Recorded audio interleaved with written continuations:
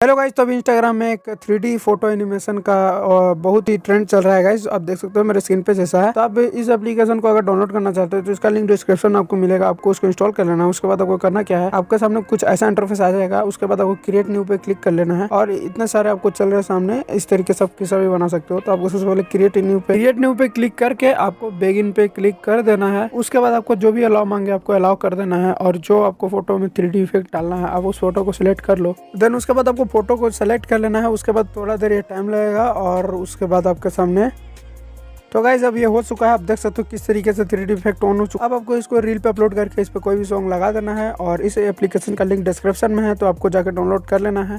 कोई भी दिक्कत की बात नहीं है। और वीडियो लेट आ रही थी गाइज, अब वीडियो रेगुलर आएगी, दिक्कत की कोई बात नहीं है। चैनल पर कोई इशू आ गया था, मुझे काम थोड़ा प्रॉब्लम था इसीलिए, काम धाम के लिए। तो कोई दिक्कत नहीं, अब रेगुलर वीडियो आएगी। और कमेंट करना क्या वीडियो चाहिए, वीडियो लाइक कर देना, सब्सक्राइब कर लेना चैनल को। मिलते हैं वीडियो में, तो देख ले, बाय।